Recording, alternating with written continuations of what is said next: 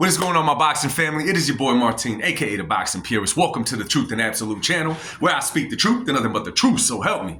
Good God Almighty. All right, y'all, now let's get right into this one, man. Before anything, hit your boy with that three-piece. You know what that three-piece is?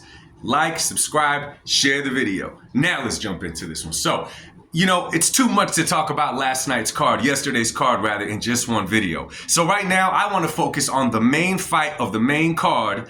And I'm going to tell y'all right now, I couldn't wrap my head around it, but I'm going to be real with y'all. The performance by Dmitry Bivol I've been watching boxing for a long time. That is easily top 5, maybe even top 3 performance that I've ever seen out of a boxer since I've been watching boxing.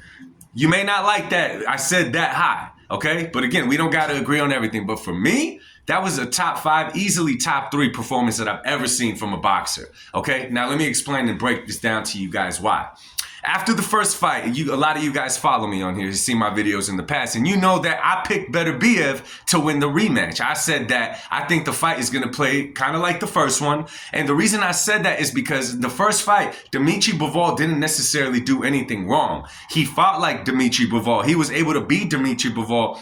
Beterbiev was not able to get Dmitry Bivol outside of his elements and do what he does good inside of that ring. Okay, the only problem is 10, 11, 12 round, Dmitry Bivol was on the survival mode. Beterbiev was just way too much. His attack, he just kept coming.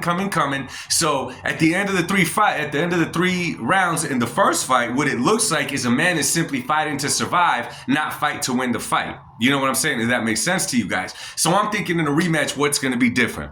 Well, of course, Dmitry Bivol said he made a few kinks to his game plan prior to the fight. One of the things that he said was that he's going to have to fight a little bit more, that he's going to have to bring the fight to Beterbiev a little bit more. Now, that sounds all good and great, but when you're talking about bringing the fight to an Artur Beterbiev, and then Dmitry Bivol is not the biggest puncher in the whole world, okay?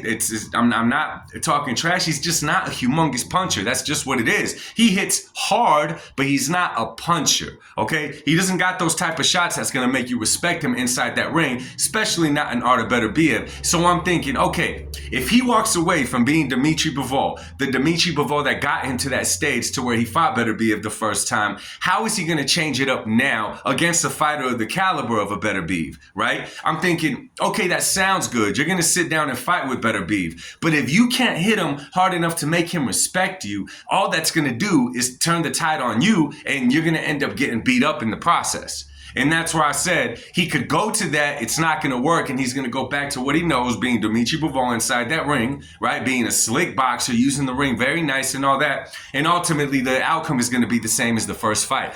Well, then the fight happens, and Dmitry Bivol comes out fast, kind of like we all thought that he was and knew that he would. He comes out fast the first 2 or 3 rounds and starts laying it on Beterbiev, right? He's hitting him with stuff. He's getting him going around the ring. He does all that stuff. Here comes round 4, and we don't know what happened to Dmitry Bivol. Right? I was assuming that he hurt his right hand because he wasn't throwing it as much, and he was just kind of sitting there with Beterbiev. He was throwing shots here and there, but he wasn't necessarily fighting back. It almost looked like he was in a semi-survival mode 4, 5, 6, 7 round. And I was thinking, I was calling the fight, and I don't know if y'all saw me or heard me, but I was like, dude, is this how the rest of the fight is going to go? Because that's the way that it was looking at that point in time. I was already thinking like, man, he's remembering the first fight. Man, he must have got hit with something that hurt him. Man, he said he's thinking that the game plan that he brought forth this time, he's seeing that it's not going to work. I was thinking crazy things, to be honest with y'all. I was losing faith in Bivol. Even though I picked Beterbiev to win, I was looking for it to be a better fight.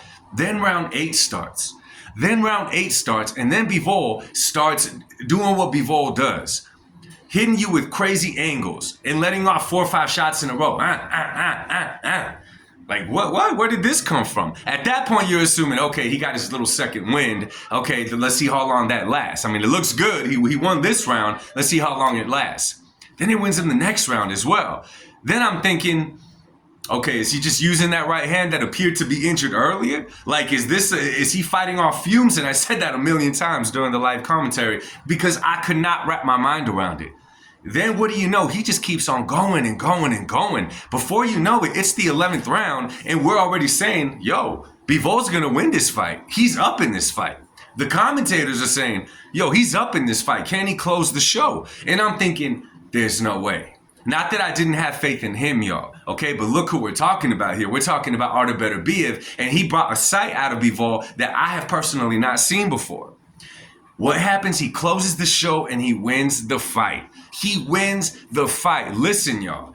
To some of y'all may just say, okay, he turned it on the second half of the fight, but it's way, way much more than that. This man did the things of legends, because you're in the biggest boxing event of all time, right? The greatest of greatest events, bigger than the Super Bowl of boxing. This is the event to be a part of, and you're not only part of it, you're headlining it along with Artur Beterbiev, okay?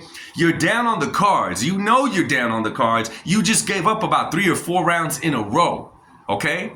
To all of a sudden turn it back, come back and close the show and leave no doubts in the minds of people. See, in the first fight, we were kind of like, well, who won the fight? It was that close. On this one, there's no doubt about it that Dmitry Bivol came back. He brought forth the game plan and completely won it. So I'm trying to think, what was the game plan? The only thing that I could think of, guys, okay? Because if you look at the round 10, 11, 12 of this fight, he was not only fighting to survive, he was fighting to win, which is the major difference on this fight. So what I believe that it was is that he purposely took those earlier rounds off to preserve energy, because he knows at this point, I just got to fight him off. Okay, I just got to fight him off.